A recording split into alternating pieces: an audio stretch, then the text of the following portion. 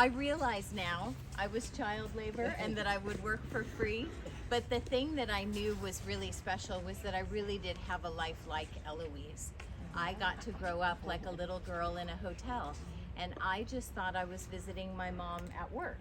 I didn't realize that when I got out of school each day and someone would bring me to the hotel and I'd go off to my little job, that was actually after school care for her. So when in the state of California, you can legally work for your family at the age of 12. You could then, yeah. And so that's when I started finally collecting a paycheck. But the great question was, did I take tips? And you know, of course I did.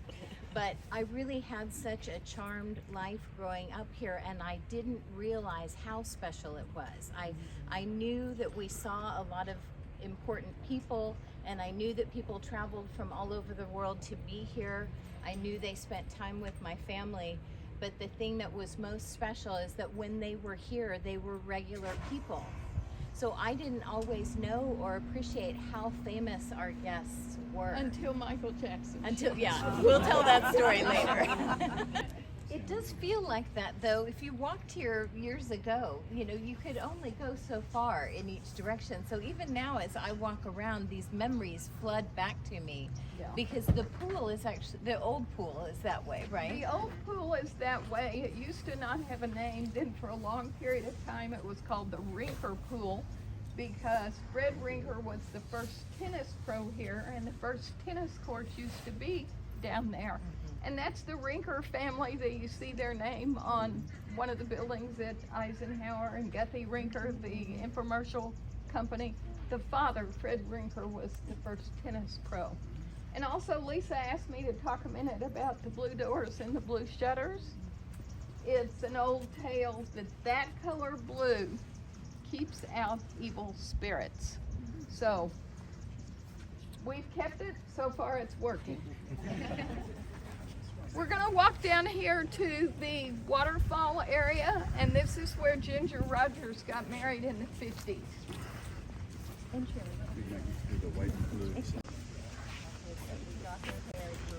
These grounds right out here is where the original official opening party of the hotel happened, all in this area. So just picture people in 1920s attire and flapper era, right? Out having a great time. And these buildings, by the way, had no landscaping. It was dirt. Oh yeah. No growies. Wow. So it was rather stark. Yeah, and that's what you might have noticed that in the photos inside, that all the casitas were just raw dirt. That wasn't during construction. That's how it looked. Yes, that was the look. Sand.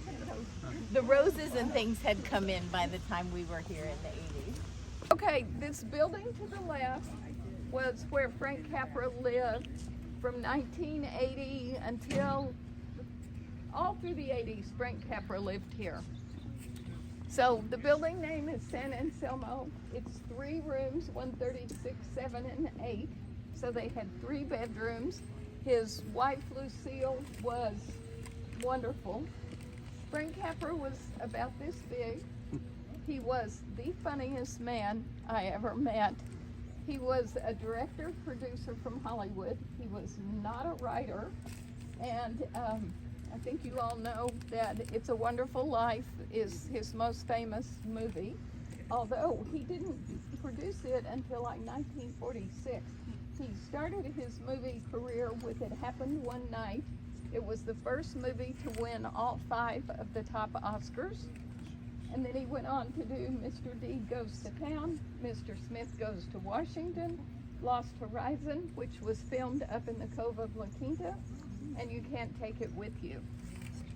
So Frank Capra and a writer named Robert Riskin were in Palm Springs in the 30s, and they together created It Happened One Night, the one that won all the Academy Awards. Somehow he found La Quinta Hotel. I think he found it through Greta Garbo, because she was one of the first famous people to stay here, and she had connections to Walter Morgan and his family company, the Morgan Oyster Company. So in 1980, well, let me back up. When Frank Capra decided to actively retire from Hollywood, he bought a home at the Quinta Country Club. And he lived there from the late 60s until 1980. And he played golf every day, and he drove around town. He had this little gray car, remember? And he looked just like Mr. Magoo. Because he was so little. He was so little. He was so cute. He was so wonderful. In 1980, he went to my dad's office and said he and Lucille had gotten where they didn't want to live in the big house. And the Palm Springs area had nothing like assisted living at that time. He wanted to know if he could move into the hotel, have maid service, 3 meals a day. He would be here. At that time, the hotel was only open like 100 days a year. We closed in the summer. So he wanted to come in October, stay till Easter, and then go to his house at June Lake. So Dad said, okay, we'll make a deal with you. So he paid $3,000 a month and moved into the hotel.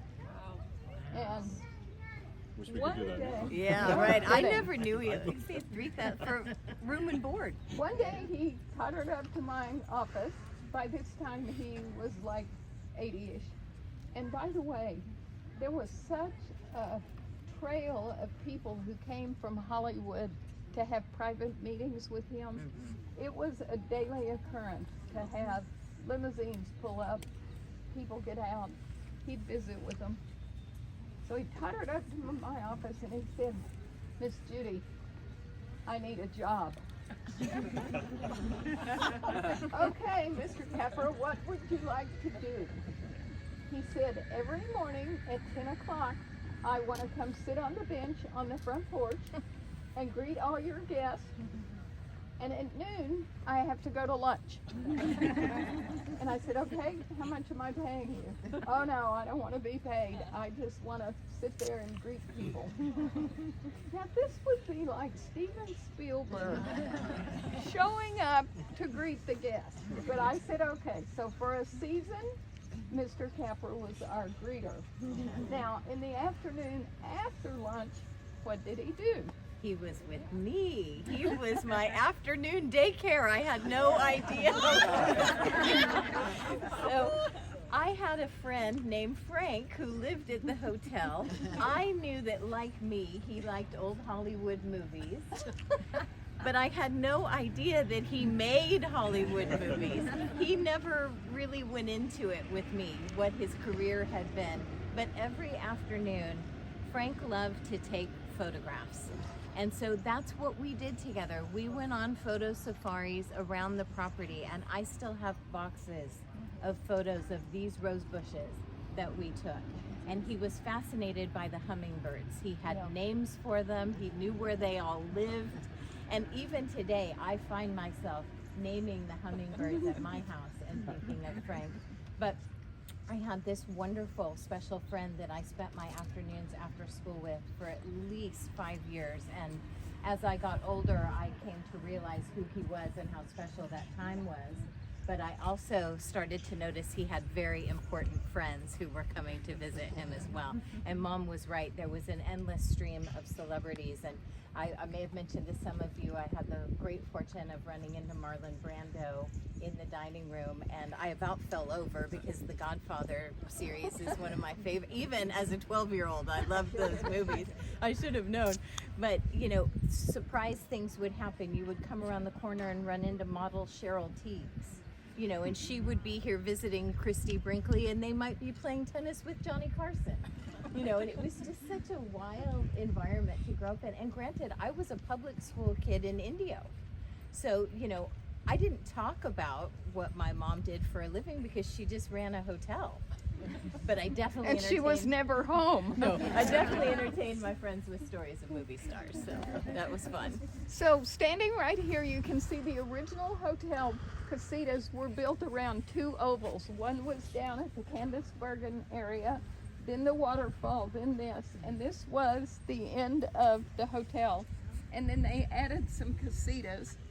This building here, called San Vicente. Oh, Ursula. Oh, that's San Vicente must be right there. Was a caretaker's house. that became part of the hotel. But someone a while ago asked about the condos across the street.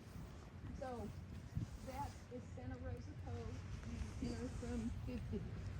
So when Frank Capra got to be in his early 90s, Lucille had died, and Frank had a caretaker who was also one of our bellmen, and the family made the decision that he really needed more care than just the bellman checking on him. So they bought a condo at Santa Rosa Cove and moved him from this building to the corner building at Santa Rosa Cove. And bless his heart, he was getting old enough, he didn't really know he moved.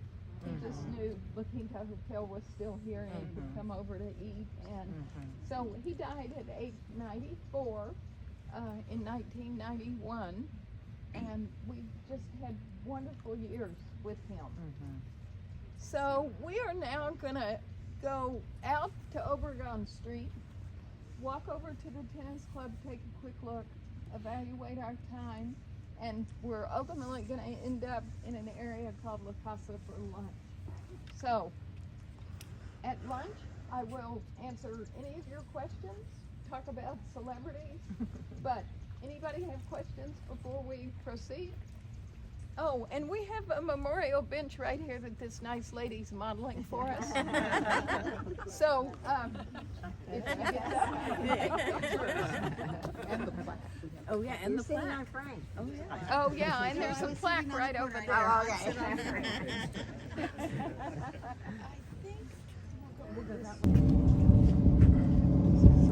So you can tell Spa La Quinta's right behind me, and it was built, I think, late 90s, early 2000. We're going to walk the direction of the tennis club, which opened in the 80s, and we used to have the Congolium tennis tournament here. We had a huge stadium before they moved to Indian Wells, and the stadium used to be here where the tennis villas are now.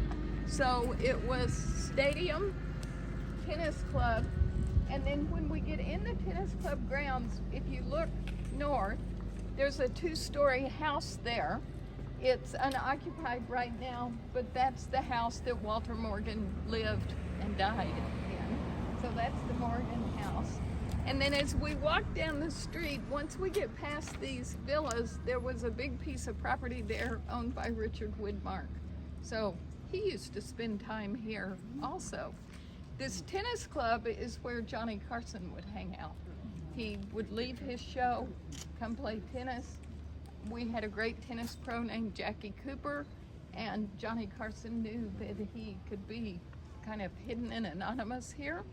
So he and Henry Bushkin, his attorney, Bombastic Bushkin, used to come and visit us often. So we're gonna go this way and look at the tennis club briefly. When Lisa and I got here in 1972, we didn't move here until 80, but we started coming in 72. I was 22. 22? And I was 2. So Obregon Street was the end of the hotel, except for the 2-story Morgan house that we can't see right now. There's a little roof part of it there. This was a private estate called the Olive Tree Estate, and that was the house, although it's been added on to. And this was a sunken, great big swimming pool. And probably the biggest argument that our company had internally, because I worked for my father with my brothers, but our designers and engineers and everyone else who worked in the company was like family. We'd been together for years. And half of us wanted to keep the swimming pool, and half of them wanted to build a tennis court that would be like the feature court from when we had the Congolium tournaments on the stadium. Obviously, the guys made the right decision. So this has been the feature. We added on to the house, and I think it has a tennis grill or a dining room, something in there. And the tennis pro shop where Lisa started her career is right there. And I will tell you that between 1972, when we first came and saw it, and 1980, when we moved here and I went to work here, the Scientologists moved in. And this house was part of L. Ron Hubbard's filming place. So it had like a big, almost industrial type kitchen, so they could feed everyone. And they had what's now the locker rooms. Used to be some of the rooms, like the education rooms that they would film in. I probably shouldn't tell this story, but we wanted to buy this and couldn't get them to move out. But the control for the water was on our side of the street. Was there any connection between the celebrities that would come here and Scientology, or not really? Not then. No, because it was an educational facility for video Yeah. thing. They didn't really have theirs. It was a beautiful filming It was a location, but it wasn't a beautiful recruitment filming center. location. Well, that explains why we were never recruited. I was a little insulted. So, do you all want to walk down the street just past the swimming pool there and see the Morgan house? Or, okay, let's go out.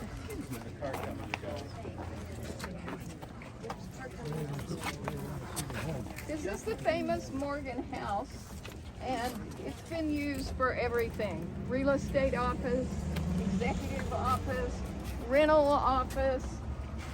It's got some not up to code earthquake issues that could easily be resolved, but there's not really a use for the house right now, so it's just sitting here. These rooms that you see across here, that was the latest addition to the actual hotel.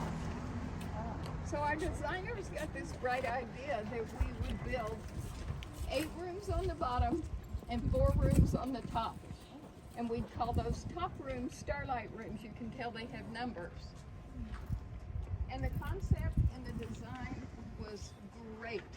They got built on time, they were under budget, everything was perfect.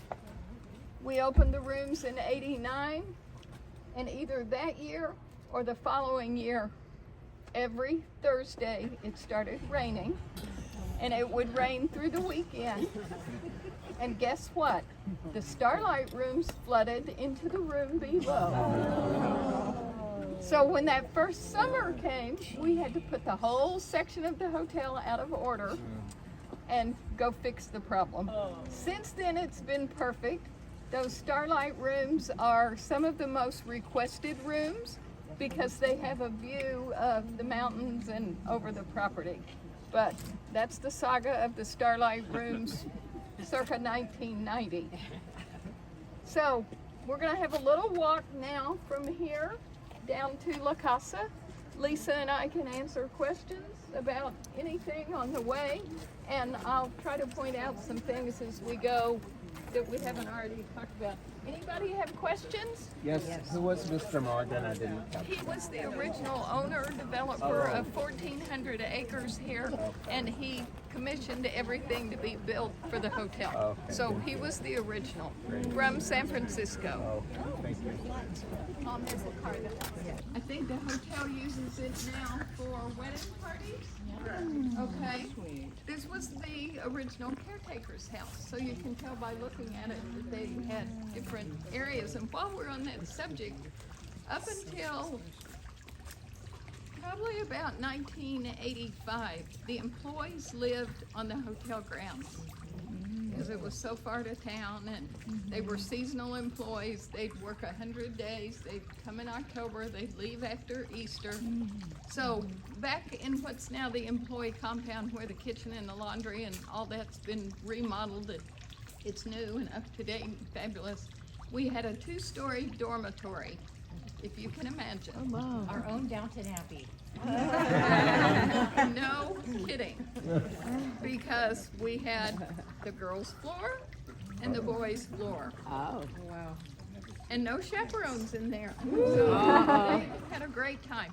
We also had a little compound that was called Executive Row, where the head housekeeper, food and beverage manager, the top management people lived in there. So they were actually kind of the chaperones. They're the ones that got to report what needed to be in a security report. So the house next door, we now call El Presidente. It's a big suite. Do you rent it or use it for special occasions? Full. Okay.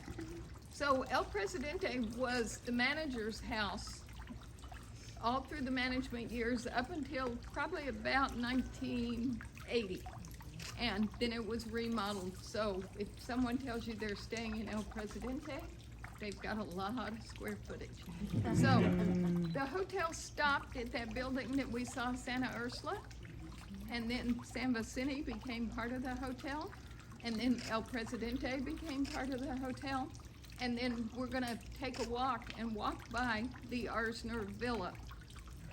Dorothy Arzner was the first female producer-director in Hollywood. She was the female Frank Capra. She was an award winner, and when she retired, she wanted to move to some remote place. She loved La Quinta. She'd been visiting here. So she built the Arzner Villa. And she and my dad got to be friends. My dad's office was over in La Casa at the time. We'll talk about that when we get there. So Ms. Arzner, and I met her. She was fascinating. I don't know if you remember her. Wasn't she old even when you met her? Yes. Was she, yeah. Yeah. She didn't. What are you calling old? You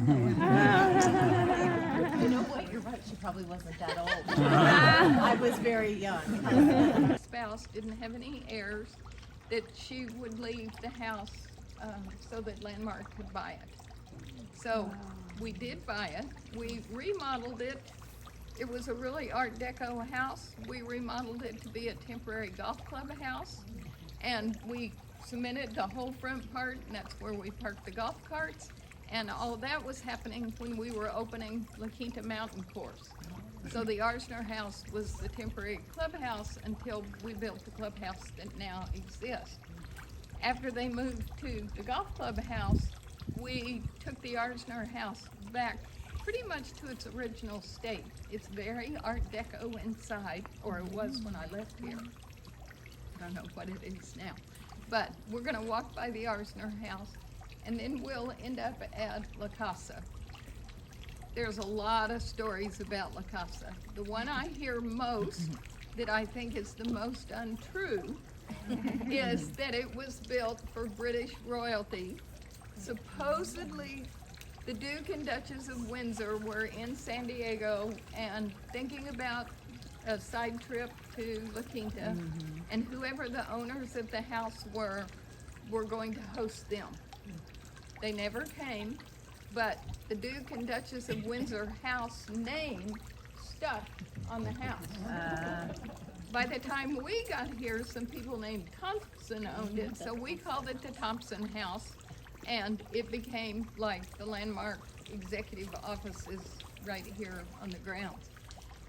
Not a lot has been done to the Thompson House interior.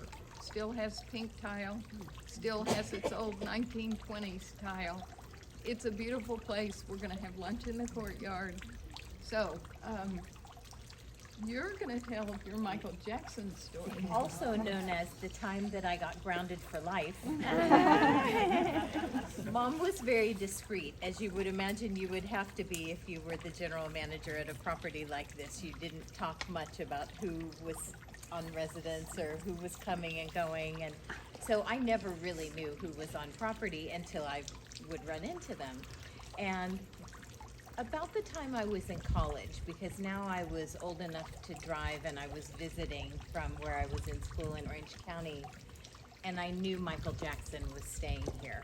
Had he been in some kind of treatment? Was he No, here for a Michael reason? Jackson was here. They were making the first of the music videos for MTV, and they were making the videos at the Salton Sea. And this was the closest place for Michael and his entourage. Yes.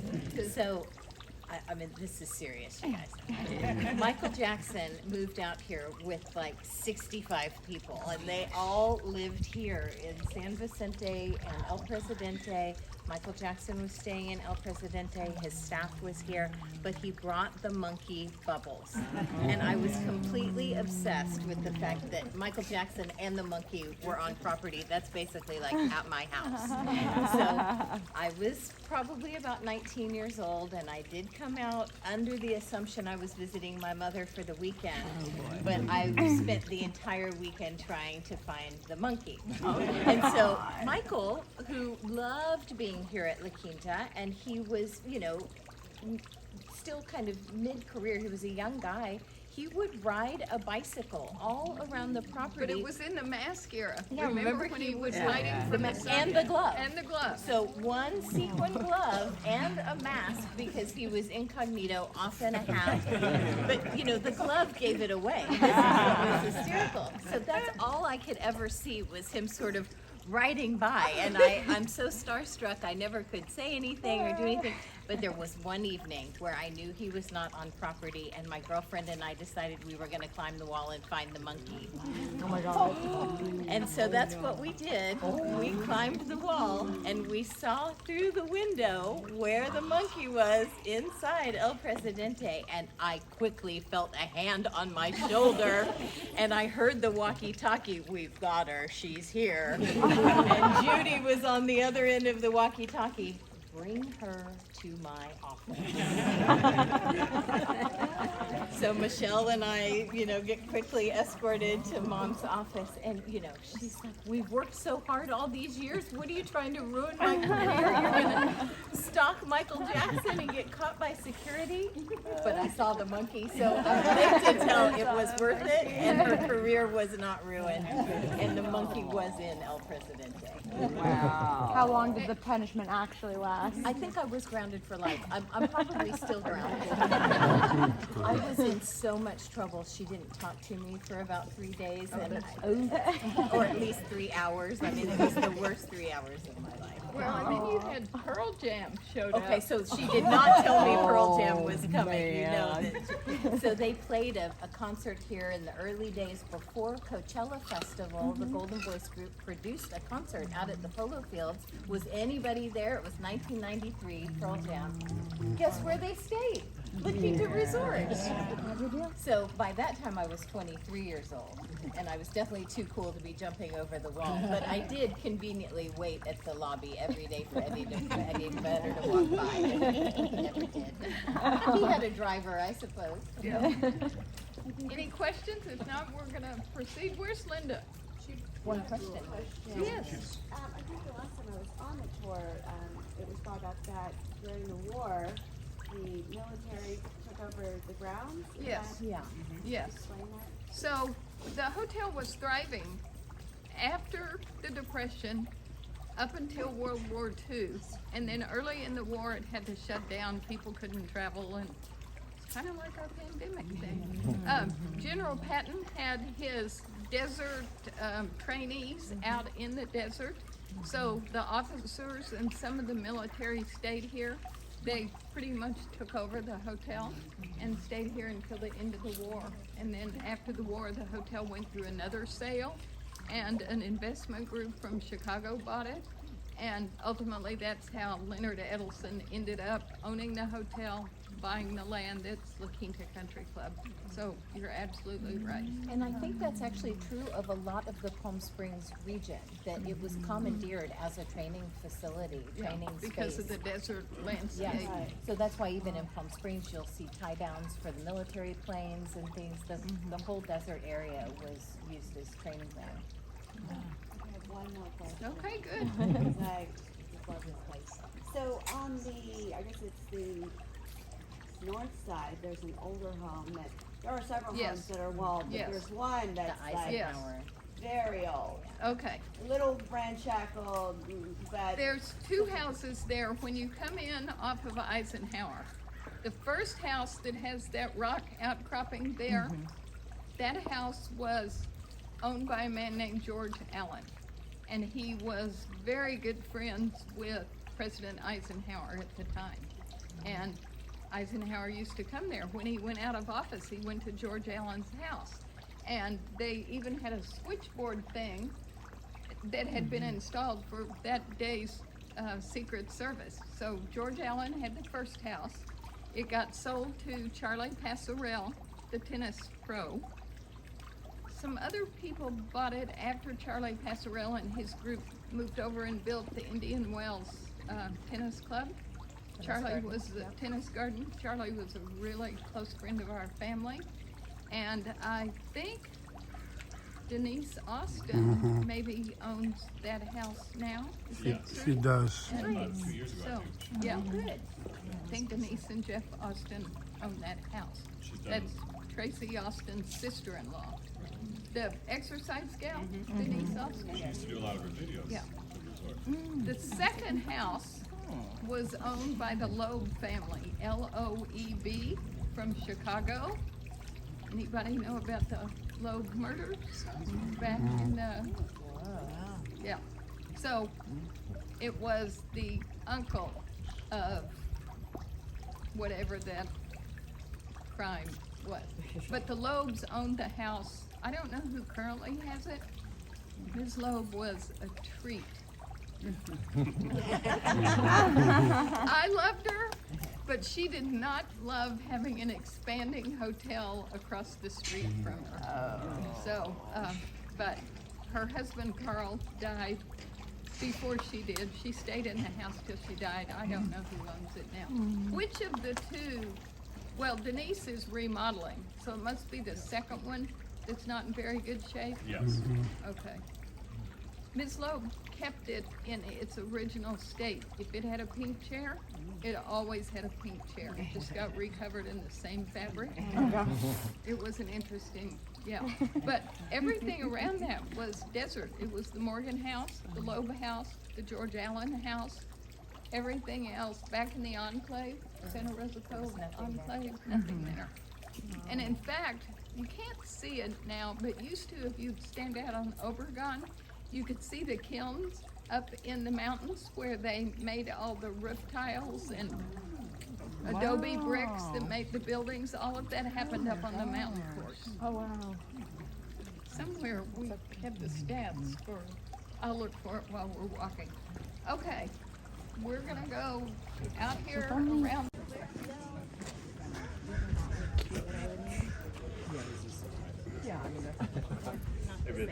Well, I didn't plan to come here, but since we're here, we're going to talk about it. So Richard Woodmark's property was just north of here. It's where those two-story buildings are sitting. And I'm sorry, who was he again? He was a cowboy-type actor. Like John. Richard Woodmark. Yes. Little guy. Nice. He was good. He was a good one.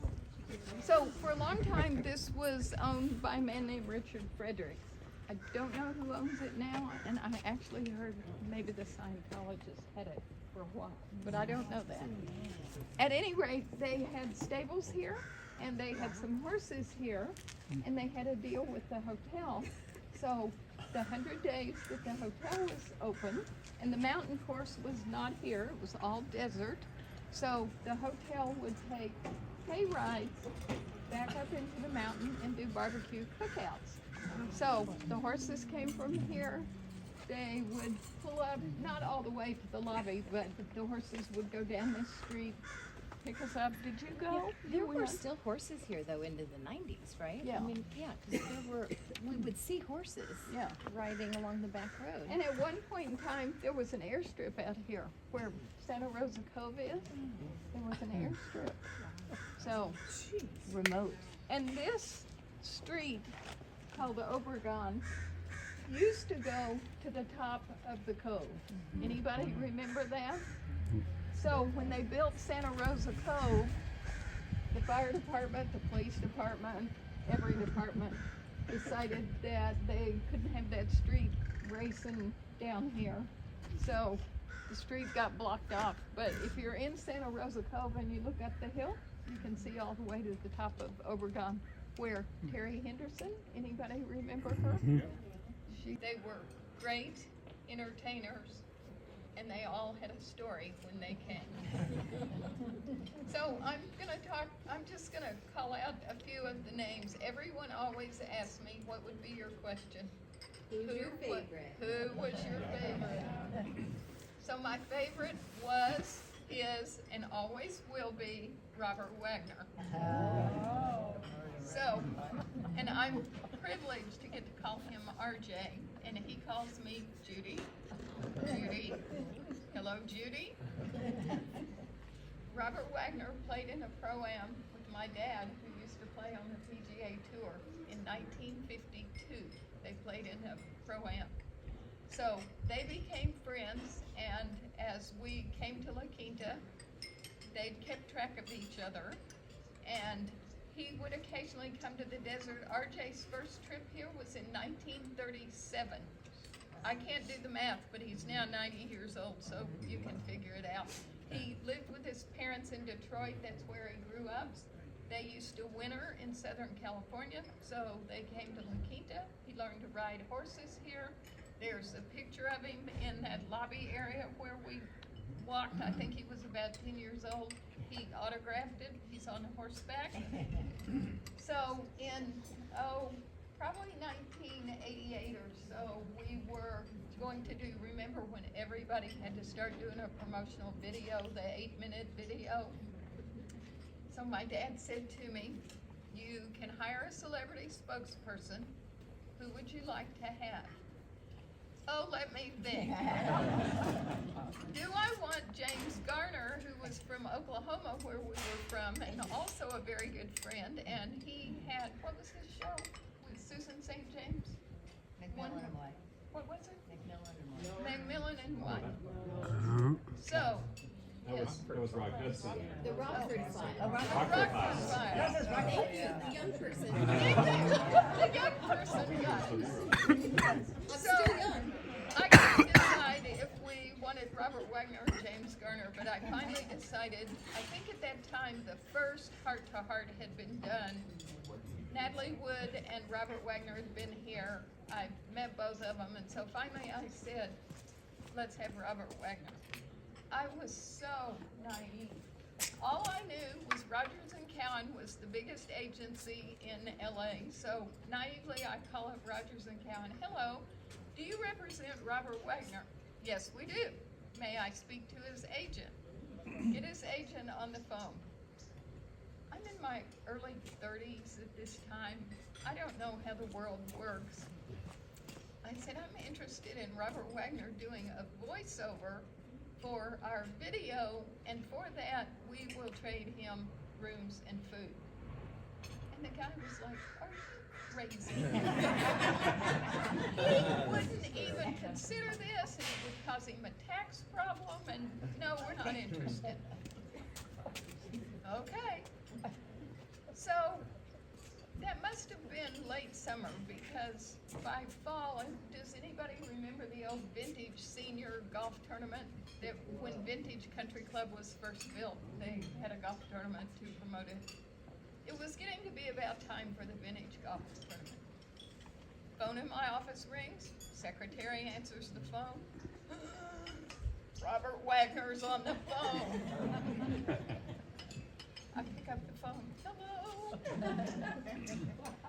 This is R.J. Wagner. Are you Ernie's daughter? Yes, I am. I understand you called. I said, yes, I did. I told him what I wanted. He said, not only will I be the voice, I will be the personality in your video. I'm coming next week to play in the vintage tournament, and I will come to your office and see you. So now for a week, I'm like, oh no, Robert Wagner's coming to visit. That was the only time I've ever seen you starstruck. I still am. He's so handsome. Yeah. So he actually did come to my office. We did make a deal. We did also have to give free rooms to the agent. That was fine. Wasn't it for life? It was like 3 rooms for life. Well, yeah, but then the property sold, and so Yeah. he did come. He made our video. They did another heart-to-heart here that was filmed partially at the Amundsen Ranch, which is now Silver Rock. But from that, RJ, Jill St. John, his kids, our family, we developed a lifetime bond. So, Robert Wagner, my all-time favorite. Don't forget Johnny Cash. It's my next story. You want to tell him? No, but I will say that Johnny Cash came into Mom's office every afternoon at the same time, and he didn't want to do much except just sit there and look at her. Maybe you can tell the story why he was here. A story I don't think I told you. Years later, like 5 years later, I ran into Johnny and June Carter Cash in like the Dallas airport, and they remembered me. I was shocked. Okay, so the Johnny Cash story, if any of you know about his life, you know he had a bad jaw injury that was affecting his ability to sing. So the doctors needed to reset his jaw and get the infection out, so they told him he had to go to Loma Linda every day for 6 weeks to have some special kind of treatment. So he was friends with the Gatlin brothers, who my brothers and I happened to grow up with the Gatlin brothers in Texas. So Larry Gatlin told Johnny Cash, go to La Quinta Hotel, you can play golf every morning, a limousine will pick you up at noon, take you to Loma Linda, you'll have your treatment, and the limousine will bring you back. And he'd end up in my office to tell me how his trip to Loma Linda was. So Johnny Cash was great. They were here 6 weeks. One by one, the family came to visit him. He stayed in El Presidente for 6 weeks, the one we just went by. He was a really great guest. He came back years later and entertained when we did the Diners Club matches. You may remember that. He came to entertain. His jaw was better, so that was good. Warren Beatty and Nat Benning were here. I think they were a couple on the QT. I always think that's when that baby got started, but we can't talk about that. But they were filming Dick Tracy out in the desert, so they stayed here for a long period of time. And we talked a little bit about Johnny Carson escaping here. That was great. Clint Eastwood has been here when we opened the ballroom that sits on the plaza. That was 1989. That's Salon de Fiesta. We decided to do a fundraiser event to open that ballroom and all the new rooms that had been built. And Gerald Ford and Betty Ford lived in the desert. They were friends. We decided to do a fundraiser for the Betty Ford Center. So someone in the Ford operation, I guess because the connections in Colorado, said, oh good, let's have Clint Eastwood come be the MC. Great, bring him on. So Lisa, were you here? We had a huge banquet, which in a minute remind me to tell you the story about the art museum banquet. We had a huge banquet, we had a raised stage. I was to introduce kind of what was going on for the evening. I was getting ready to introduce Clint Eastwood, but I had already introduced all the VIPs. And I felt something pulling at my jacket. And I turned around and Clint Eastwood said, are you gonna introduce the president? I had forgotten to introduce the board. So that was fun.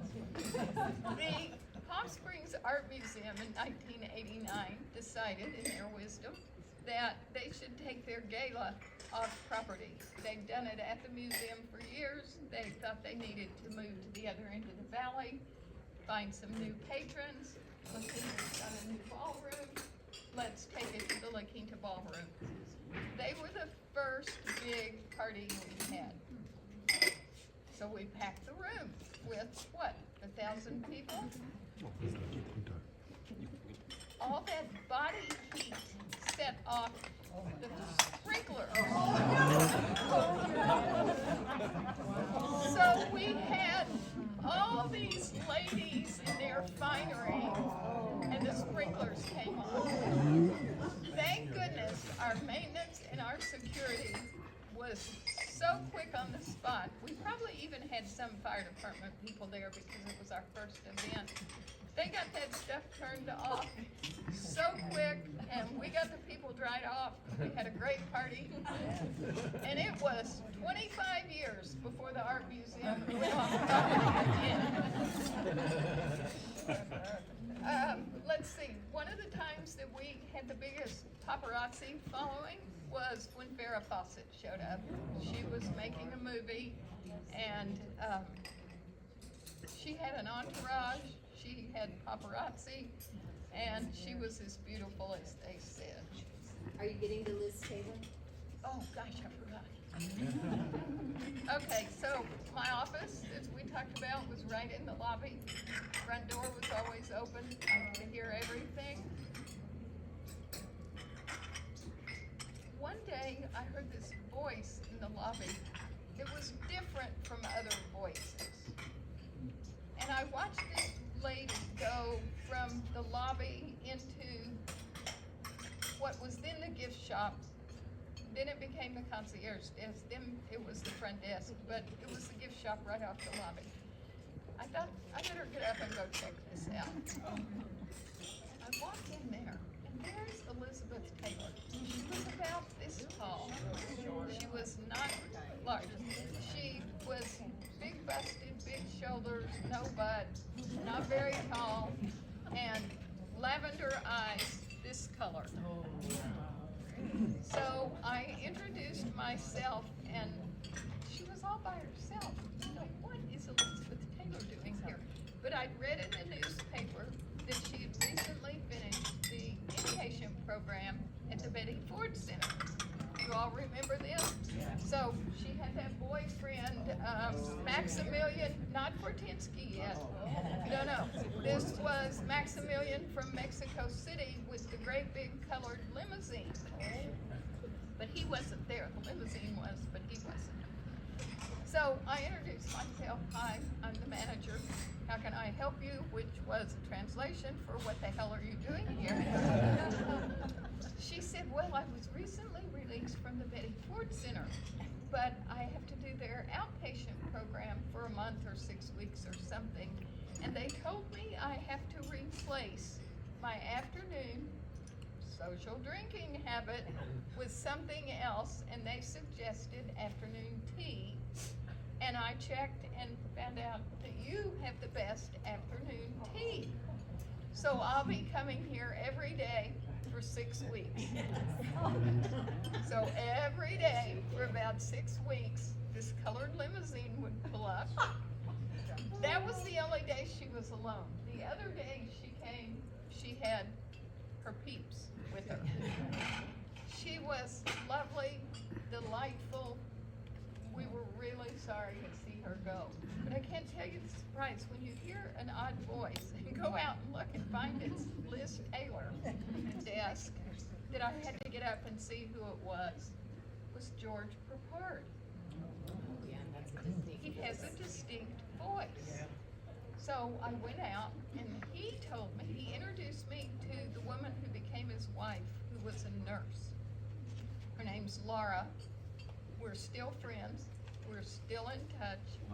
But he told me that he had cancer and he was going to some kind of special treatments at Eisenhower Medical Center, and that's why he would be staying at the hotel.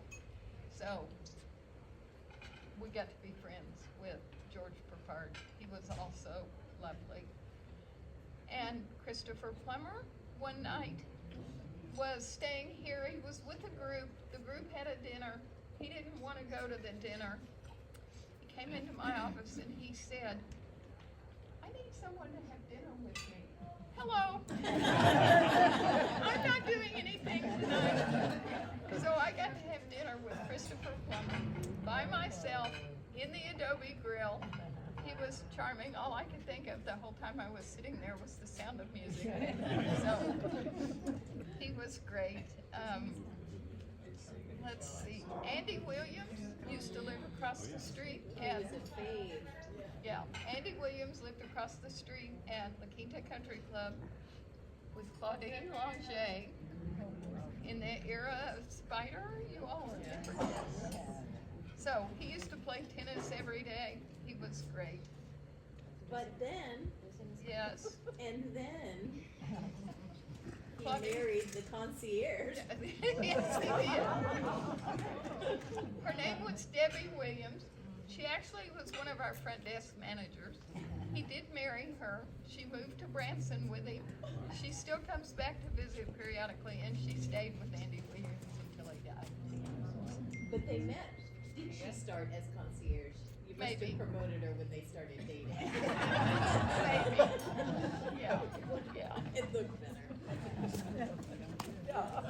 Let's see.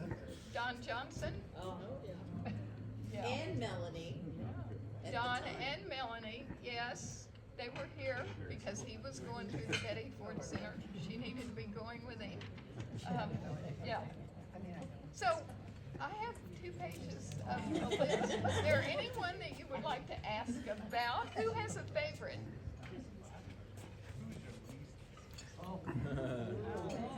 They did give you trouble, so be honest. I'm just gonna give you some stories. It's not that they were my least favorite, but we got really spoiled to wonderful people like Harrison Ford, Gene Hackman, Robert Wagner, you know, those kinds of people who tried to act normal. So this must have been late 80s. You all will tell me when it was. A car pulled up to the bellman, like the valet, to check in. And he rolled his window down this much, like, I'm so important, no one can see me. It was Billy Crystal, and he had just finished doing the Oscars, and he didn't want to be bothered, so he let us see like this much of him. He actually was a good guest. It was just his arrival thing. You know, most of them would. Danny DeVito was shorter than the desk. But he popped out of his car, came into the front of the hotel, reached up, signed in his thing, had Rhea Perlman with him. But Billy Crystal, we got this much of it. We had people like Shelley Long that brought her own dishes, her own menu, her own silverware, her own everything. So that was when she was popular in Cheers. I don't know how she does it now. Who was it? Shelley Long. Now, one that you would think would be, but he really wasn't, was Tom Hanks. You know, we expected, I don't know what we expected, but that isn't what we got. Mom, Yes. am I remembering, and maybe it wasn't Barbara Streisand, but who required the walls to even be repainted a certain color? There was someone that you had to you had to get all new bedding, all new, you had to paint. I don't remember. I just Was it vaguely Bette Midler? remember that. I don't remember who it was, but we did have an annual repeat guest named Charlotte Whitkin. Anybody know her? Her family was part owners of the New York Yankees. Remember Miss Whitkin? Husband Richard. The first year that I was here, they sent all the furniture for their casita. Their upholstered chairs, their sofa, their bed, their mattress, their bedding, their everything. Okay, well that's kind of okay. So Inga, you all remember Inga from the Historical Society. Inga pulled out she was the executive housekeeper and the commandant around here. So Inga pulled out all the hotel furniture, furnished the Whitkins unit. They stayed for 3 months every year. That's fine. We loved having them. They didn't tell us when they left that we were going to have to store their furniture till they returned the next year. So every year, their room got repainted, their furniture got moved in, but I don't remember what. That's what I was thinking of. Oh, the Whitkins, yeah. Can we talk about how in the summer when we would close, that's when you would do maintenance through the Yes, home? yes.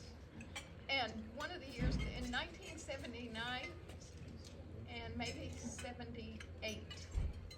2 years in a row, because I didn't really get into management here until 1980. So the 2 years prior to my being here, although Lisa and I spent the summers here, there were summer floods. The flood control plane that goes through the mountain course was not there. The holding tank for floods. So floodwaters would come down from the mountains, race down Obregon Street, flood the hotel. Same thing happened in Palm Desert and would flood El Paseo. So 2 years in a row we had floods. What's the point of this? Oh, I know. So from having those summers that we basically had to redo all the rooms, all the carpet, all the furniture, all the everything, we then got on a maintenance program that we knew ahead of time what we were gonna do for the following summer. So, and I also have a list of, that would be the time that we would remodel sections at the old hotel, or we would build new rooms and be ready to open in the fall. And by the fall of 85 or 6, we started being open year round. So maintenance then had to go on an annual cycle. So we used to produce a newsletter. I only brought this one because this article is about Robert Wagner. But I do want to point out that our executive chef, we had two while I was here. We had one named Al Morelli. He was an older Italian guy. I used to get to work at 6:30 in the morning, which tells you how my poor child had to raise herself. But thank goodness I lived next door to my grandparents. So I would get here at 6:30 in the morning and I would go in the kitchen with Al Morelli, the chef. And he taught me how to butcher. He was basically a butcher and ordered the food and whatever. He retired somewhere along the way and we hired a new chef named Brad Nelson. You can't see Brad, but you can see his coat right here. I'm so proud of Brad because for years now he has been the top corporate chef with Marriott. So, and he started right here. What else?